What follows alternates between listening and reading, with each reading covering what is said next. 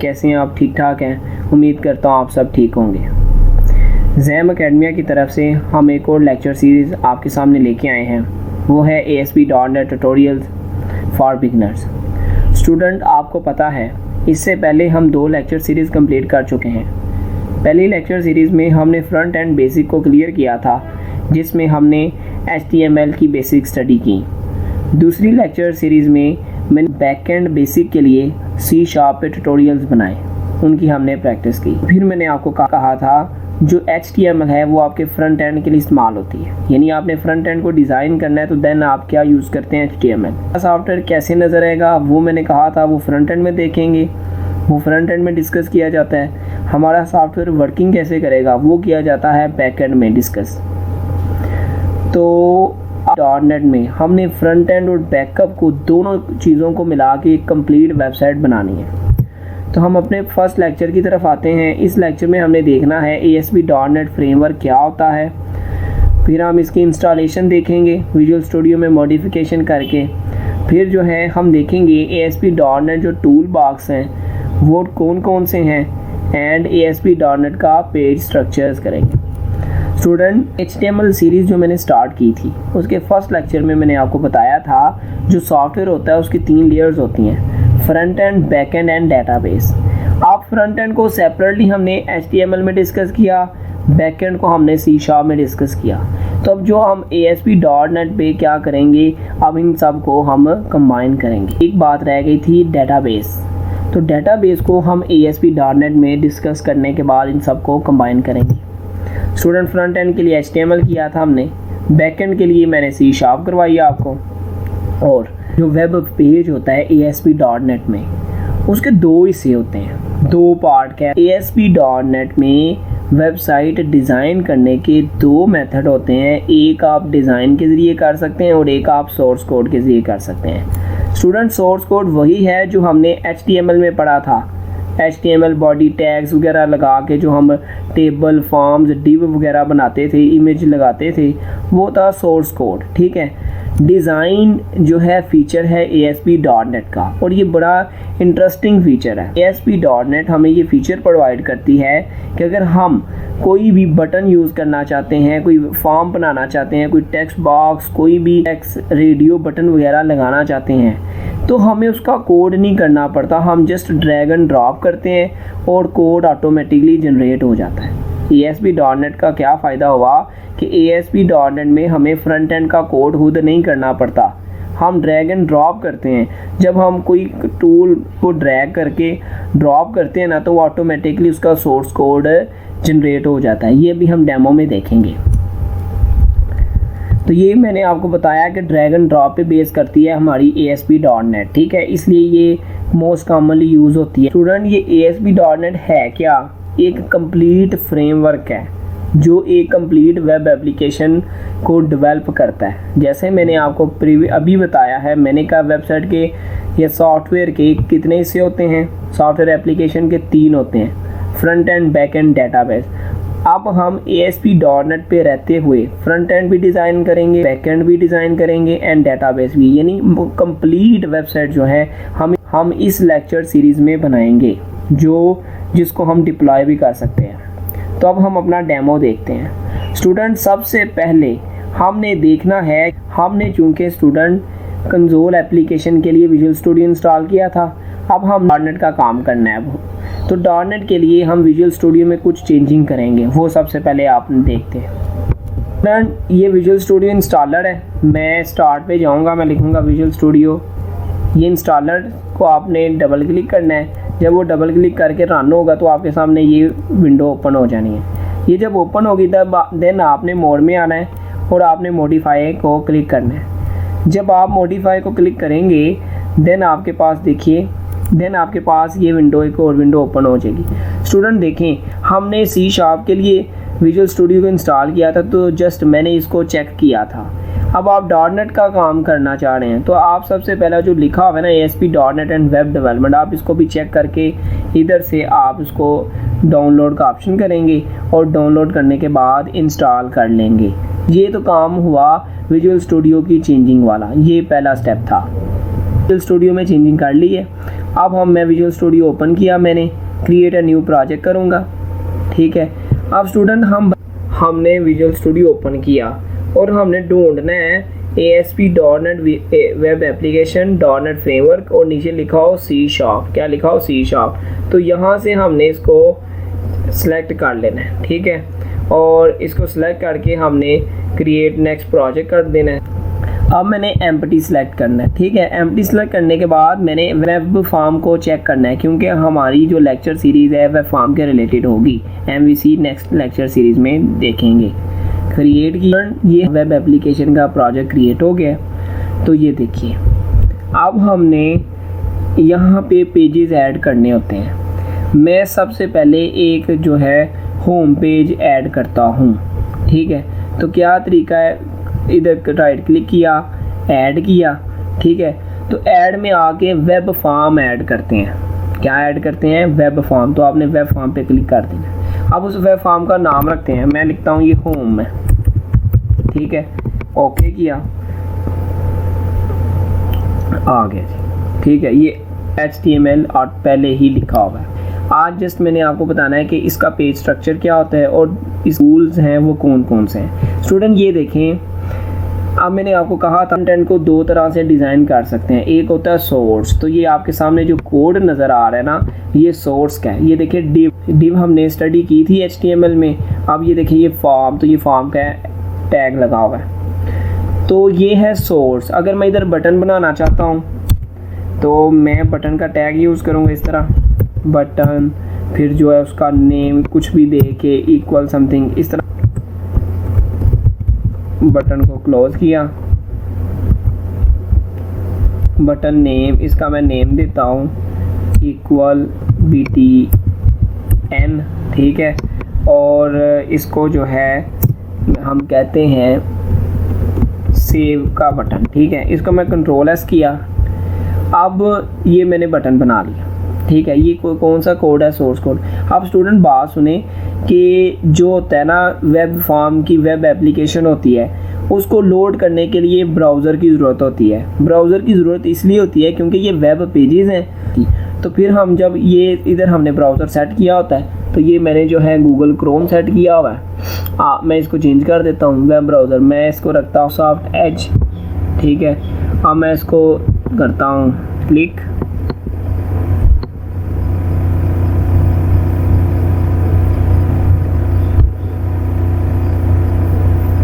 ये देखिए स्टूडेंट, ये हमारा पेज लोड हुआ है और एक बटन हमें नज़र आया जो अभी हमने बनाया है। ठीक है, उसका सेव टेक्स्ट लिखा था तो वो हमें शो हो गया है। तो एक बात आप ज़हन में रखें, जो ASP.NET के पेजेस होते हैं ना वेब फॉर्म में, ठीक है, तो उनकी जो एक्सटेंशन होती है .ASPX होती है। क्या एक्सटेंशन होती है? ASP.NET के पेजेस पे .ASPX, यानी कोई भी अगर आप वेबसाइट देखें इंटरनेट पे, अगर उसके पेजेस की एक्सटेंशन .ASPX है तो इट मीन्स वो ASP.NET पे बनी हुई है।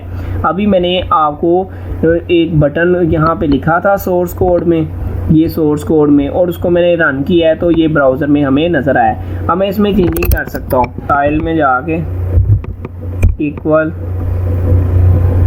स्टाइल इक्वल, और मैं कलर इसका जो है इधर से कलर कोई भी रख सकता हूँ, मैं एक्वा रखता हूँ। और मैं इसकी विड्थ भी सेट कर सकता हूँ। विड्थ, यहाँ पे काम करना नोटपैड की निस्बत बहुत इजी है। ये विड्थ हमने 50 पिक्सल की। अब हम हाइट करते हैं। ठीक है, तो वो भी 50 पिक्सल है। ठीक है, अब मैंने Ctrl+S किया इसको। अब मैं दोबारा इसको रिफ़्रेश करता हूँ इस पेज को। जब इसको रिफ़्रेश किया तो ये कहता है कंटिन्यू कर दिया इसको। तो ये देखें उसके टेक्स्ट का कलर है चेंज हो गया, हाइट और विड्थ में भी चेंजिंग आ गई है। ये तो सिंपल कलर है, इसको डिज़ाइन हम बाद में कर लेते हैं। ये टेक्स्ट का कलर हुआ है, इसका मैं बैकग्राउंड कलर चेंज करता हूँ। बैकग्राउंड कलर, इसको हम कर देते हैं, इसको कलर करते हैं हम येलो। अभी देख रहे हैं ना जस्ट, तो ये देखिएगा Ctrl+S करके इसको रिफ़्रेश किया मैंने, इसको कंटिन्यू किया तो ये बटन चेंज हो गए। स्टूडेंट, अभी तो हमने सोर्स कोड में चेंजिंग की है। सोर्स कोड में लिखा है कुछ तो वो हमें वेब पेज पे शो हुआ है। ठीक है, अब इसका एक और मेथड भी है। वो ये है कि जब आप ये देखें, ये आपको सोर्स नज़र आ रहा है, तो ये सोर्स है। एक ASP.NET हमें फीचर प्रोवाइड करती है, वो होता है डिज़ाइन का। डिज़ाइन पे देखेंगे ना, आपको देखिए जो बटन यहाँ पे है ना, वो देखिए क्या होता, ये आपको बटन नज़र आया, तो सेम ऐसे ही ब्राउज़र में हमें नज़र आया। ठीक है, तो ये देखें डिज़ाइन पे हमें शो हो रहा है। अब स्टूडेंट एक और मेथड है, मैं इस सोर्स से इसके कोड को जो है ना कमेंट कर देता हूँ। कर दिया, आप देखिएगा, मैं आता हूँ डिज़ाइन पे, ये हमारे पास पेज है, इस पे हमने बनाना है, क्या बनाना है, हमने एक फॉर्म बनाना है। तो मैं इधर से आऊँगा, यहाँ से व्यू में आके ना नीचे सबसे नीचे है टूल बॉक्स, उसको क्लिक किया। टूल बॉक्स को क्लिक करने के बाद हमारे पास ये देखें डिफरेंट टूल्स आ गए। क्या आ गए हैं? टूल्स। ये देखें बटन का टूल है, ये चेक बॉक्स है, ये चेक लिस्ट है, फाइल अपलोड है, image button, label, link button, list box, यानी जितने भी कंट्रोल्स यूज़ होते हैं ना वेबसाइट बनाने में, ये हमारे पास ASP.NET हमें प्रोवाइड कर रही है। देखें टेबल बनाना है तो ऐसे बनाओ, टेक्स्ट बॉक्स बनानी है तो ये यूज़ करो, लिस्ट बॉक्स के लिए ये यूज़ करो, रेडियो बटन के लिए ये यूज़ करो, ये सारे। ये हमारे पास डिज़ाइन व्यू है। ठीक है, एक तो बटन हमने पहले बनाया है। अब मैं क्या करता हूँ, मैं इधर से ये देखें फॉर्म का टैग लगा हुआ है हमारे पहले इस सोर्स में, ये फॉर्म है, फॉर्म का टैग। अब इस फॉर्म को हम यहाँ पे आ गए फॉर्म के टैग के अंदर। अब मैं लगाता हूँ एक लेबल, टूल बॉक्स में आया और मैंने लेबल सेट कर दिया। ठीक है, अब इसका मैं नाम लिखूँगा, इसकी प्रॉपर्टीज ये साथ हमारे शो होगी है, तो इसके नीचे सबसे आएगा इसका नाम। ठीक है, ये इसकी ID है, तो आप इसको कहते हैं लेबल, इसका नाम रखते हैं ID। लेबल इसको हम कहते हैं नेम का है लेबल। ठीक है, फर्स्ट नेम का है, फर्स्ट नेम। तो इसको एंटर किया, ये स्टोर हो गया फर्स्ट नेम के साथ। अब इसके अंदर जो हम लिखना चाहते हैं, ये सोर्स में आए तो ये लेबल हमारे पास आ गया हुआ है, टेक्स्ट इक्वल लेबल। अब लेबल के अंदर जो भी हम लिखेंगे ना,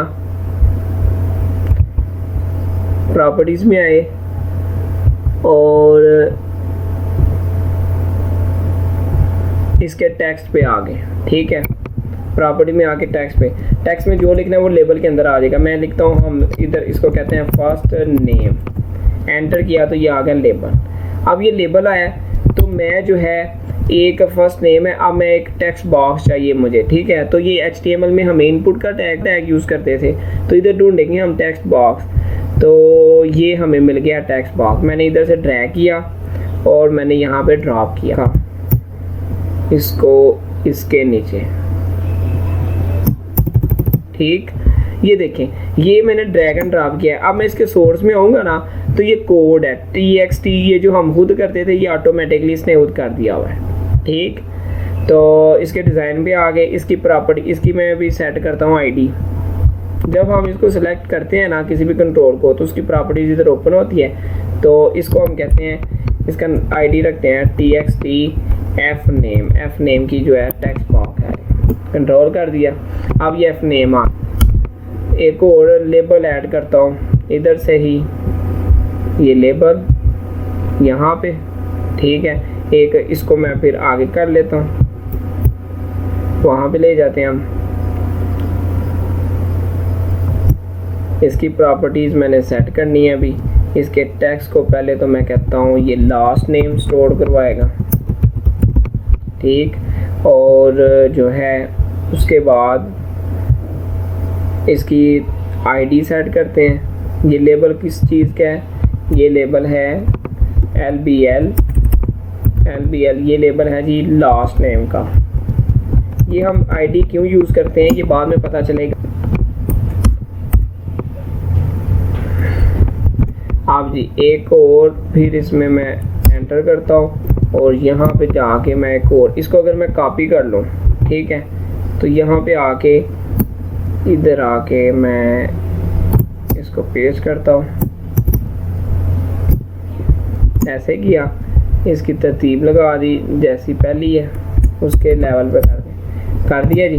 अब इसकी प्रॉपर्टी जो है मैं चेंज करता हूँ। ये txtf नेम था ना, तो इसको हमने txtl नेम, ठीक है, ये आ गई। तो आ गया, इसमें मैं क्या करूँगा, अब इसका कोड सोर्स कोड देखिएगा ज़रा। ये लेबल लास्ट नेम भी आ गया, लेबल टेक्स्ट। ये बहुत आसान है डॉट पे काम करना, ये हम यूआई पे काम कर रहे हैं, बहुत इजी है। जबकि जो पहले हमने काम किया सी शार्प पे वो तो बैकएंड था, जो हमने HTML में काम किया तो वो हमें सोर्स पे काम करना पड़ता था, लेकिन यहाँ पे हम ड्रैग एंड ड्रॉप के जरिए बहुत इजी कर सकते हैं। आप ये देखो, ये तो फर्स्ट नेम मैं इधर यूज़र से एंटर कराऊंगा, फिर इधर से लास्ट नेम एंटर कराऊंगा, और मैं फिर क्या करूँगा कि एक बटन बनाता हूँ। जब मैं उसको प्रेस करूँ तो जो मैंने इधर टाइप किया हो वो एक लेबल में मुझे शो हो जाए। तो इधर मुझे बटन चाहिए, तो मैं एक इधर से बटन ड्रैग करने लगा हूँ। ये है जी बटन, ठीक है, यहाँ पे ला के मैंने इसको कर दिया, और स्टूडेंट ये इसका लेवल कर दिया मैंने, ठीक है। अब इसकी प्रॉपर्टीज सेट करनी है, इस पे आया तो ये प्रॉपर्टीज की ओपन होगी। पहले तो इसका टेक्स्ट, तो ये हम कहते हैं डिस्प्ले बटन कह देते हैं, डिस्प्ले, क्योंकि इसने हमें डिस्प्ले करवाना होता है। डिस्प्ले बटन है, और इसकी मैं आईडी लिख देता हूँ BTN डिस्प्ले, BTN डिस्प्ले। जो बटन होता है उसके साथ हम ना BTN लगाते हैं, जो टेक्स्ट बॉक्स होती है उसके साथ TXT लगाते हैं, जो लेबल होते हैं उनके साथ हम LBA लगाते हैं। अच्छा जी, ये बटन है, तो मेरी फंक्शनैलिटी इनकी, जब जो चीज़ जो फर्स्ट नेम और लास्ट नेम मैंने स्टोर करवाया होना है वो बटन के कीवर्ड के ज़रिए मैंने किसी में लेबल में शो करवाना है, तो मुझे एक लेबल भी चाहिए। तो मैं एक और लेबल इधर से ड्रैग कर लेता हूँ, ड्रैग एंड ड्रॉप। ये है जी, इसको उसके लेवल पे ले आया मैं।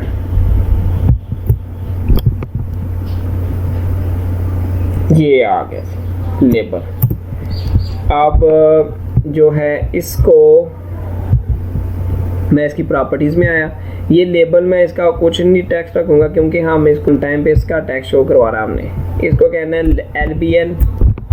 LBL show data, show data, ठीक है जी, कंट्रोल एस किया, LBL शो डाटा। आप स्टूडेंट ये जो कंट्रोल्स हैं ना, इनकी बहुत ज़्यादा प्रॉपर्टीज़ हैं जिनको हम यूज़ करते हैं बाद में। ये देखें, ये बैक कलर भी मैं इस कंट्रोल का ऐड कर सकता हूँ। मैं इसका बॉर्डर कलर, इसका स्टाइल, इसकी विड्थ, फिर इसका बॉर्डर अगर लगाऊँ तो उसकी विड्थ, फिर CSS क्लास, ये क्या होती है वो बाद में देखेंगे। फॉन्ट कलर, इसका मैंने फॉन्ट कलर, इसके ऊपर हमने बैकएंड के लिए डबल क्लिक किया तो आप देखेंगे एक नया पेज ओपन हो गया, home.cs। तो जो मैंने आपको कहा था ना कि एक सॉफ्टवेयर की लेयर होती है फ्रंट एंड, एक होती है बैक एंड। तो जो फ्रंट एंड का कोड है वो हमने किस पेज में डिज़ाइन किया, .aspx में, और जो इसका बैक एंड होगा ना वो ऑटोमेटिकली उसी नेम के साथ उसकी एक्सटेंशन साथ एक ऐड हो जानी है .cs। कौन सी हो जानी है, .cs। तो ये C# है जो प्रीवियस लेक्चर सीरीज में हमने डिस्कस की है। तो ये देखेंगे क्लास बनी हुई है, ठीक है, ये इसने इनहेरिट किया हुआ है उसको, और ये मेथड है, एक पेज लोड मेथड है और एक जो है BTN डिस्प्ले मेथड है। दो मेथड है ना, वाइड डाटा टाइप है।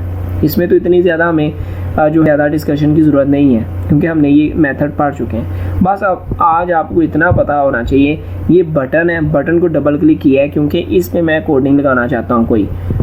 तो मैं home.aspx पे आ गया, तो ये बटन BTN डिस्प्ले क्लिक का एक मेथड जनरेट हो गया। देखें, ये मेथड जनरेट हो गया। अब आपको पता है कि जिस चीज़ का मेथड होता है जब उसको कॉल किया जाता है, ये इसका मेथड है ना, तो आपको पता है कि जिस चीज़ का मेथड होता है जब उसको कॉल किया जाता है तो मेथड के अंदर जो भी होता है वो फंक्शनैलिटी रन होती है। तो इसके अंदर जो कुछ भी लिखेंगे तो वो जब बटन डिस्प्ले होगा, बटन क्लिक होगा, देन ये जो है एग्जीक्यूट होगा। मैं चाहता हूँ कि जो स्ट्रिंग यूज़र इस टेक्स्ट बॉक्स में लिखे और इस टेक्स्ट बॉक्स में लिखे वो मैं इस लेबल में शो करवाना चाहता हूँ। तो यानी इस टेक्स्ट बॉक्स की वैल्यू और इस टेक्स्ट बॉक्स की वैल्यू। तो स्टूडेंट मैं ना सबसे पहले एक स्ट्रिंग वेरिएबल डिक्लेयर कराऊंगा। वेरिएबल क्या होता है ये C# ट्यूटोरियल्स में हमने डिस्कस किया हुआ है, तो आप डिस्क्रिप्शन में उसका लिंक मौजूद है। अगर आपको वेरिएबल के में कन्फ्यूजन है तो काइंडली हमारी प्रीवियस लेक्चर सीरीज़ जो C# ट्यूटोरियल्स पे मुश्तमिल है उसको ज़रा गो थ्रू कीजिए। तो हमने वेरिएबल डिक्लेयर किया स्ट्रिंग टाइप का। मैं इसको कहता हूँ fname इक्वल, इसमें मैंने क्या वैल्यू करनी है, मैंने कहना है जो txt है ना, txt fname आ गया।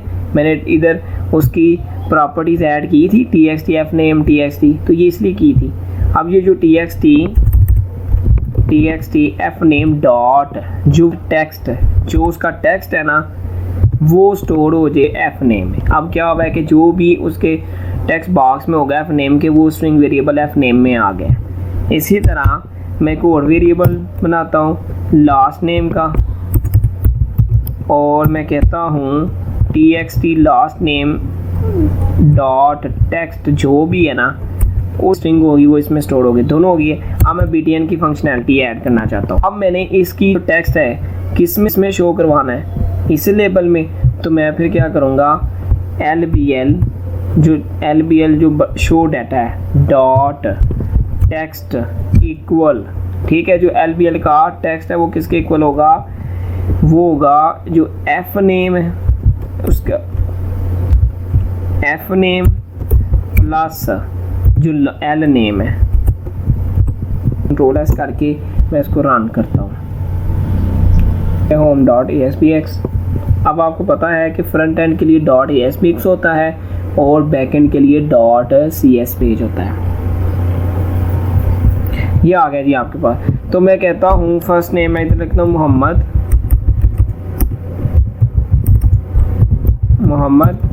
और लास्ट नेम मैं कहता हूँ यासीन, ठीक है। डिस्प्ले करूँगा तो होगा क्या, ये इधर शो हो गया। तो स्टूडेंट जो HTML हमने किया था उसमें जो हमने जस्ट डिज़ाइन किया था, मैंने कहा था हमारा पेज जो है वह पेज कोई फंक्शनैलिटी प्रोवाइड नहीं करेगा। उसकी फंक्शनैलिटी के लिए हमें किसकी ज़रूरत होती है, हमें बैकएंड की। तो फिर हमने C# बैकएंड स्टडी की और उस बैकएंड के कंसेप्ट को यूज़ करते हुए मैंने एक वेबसाइट इधर बनाई है जो फंक्शनैलिटी प्रोवाइड कर रही है। ये था आज का लेक्चर। इसमें देखा कि टूल बॉक्स के ASP.NET के टूल बॉक्स को कैसे यूज़ किया जाता है। वो डिफरेंट टूल थे। इन टूल्स में pointer, button, calendar, check box, file upload, image hyperlink, image button, label, ये लिस्ट बॉक्स, ये डिफरेंट टूल बॉक्स है। ये वन बाय वन हम यूज़ करेंगे जब एक मुकम्मल वेबसाइट बनाएंगे। ज़हन में बात रखिए कि इस लेक्चर सीरीज़ में हमने इंशाल्लाह एक मुकम्मल वेबसाइट बनानी है जिसका फ्रंट एंड कंप्लीट हो एंड बैक एंड भी कंप्लीट हो। तो क्लियर हो गया कि आप जिस फ्रेमवर्क पे काम कर रहे हैं इसके ज़रिए आप मुकम्मल वेबसाइट बनाएंगे। हम अपने लेक्चर को रिकैप करते हैं। आज के लेक्चर में हमने देखा ASP.NET फ्रेमवर्क क्या होता है, फिर हमने देखा ASP.NET फ्रेमवर्क को विजुअल स्टूडियो में इंस्टॉल कैसे करते हैं। देन हमने ASP.NET के जो टूल बॉक्स थे जिसमें हमने बटन, लेबल्स, टेक्स्ट बॉक्स वगैरह थे उनको यूज़ करना सीखा। फिर हमने इसके पेज स्ट्रक्चर को देखा कि हमने कहा जो .NET का पेज होता है उसके बेसिकली दो पार्ट होते हैं, एक होता है .ASPX और एक होता है .CS। जो बैकएंड कोडिंग होती है वो .CS में होती है, जो फ्रंट एंड से रिलेटेड होता है वो .ASPX में होता है। तो जो फ्रंट एंड है उसके दो मेथड है उसको डिज़ाइन करने के, एक मेथड है उसका सोर्स कोड लिखें और दूसरा मेथड क्या है ड्रैग एंड ड्रॉप के लिए। उम्मीद करता हूँ कि आपको वीडियो अच्छी लगी है। अगर आपको वीडियो अच्छी लगी है तो काइंडली सब्सक्राइब करें, बेल आइकन प्रेस करें एंड शेयर करें। बहुत शुक्रिया स्टूडेंट।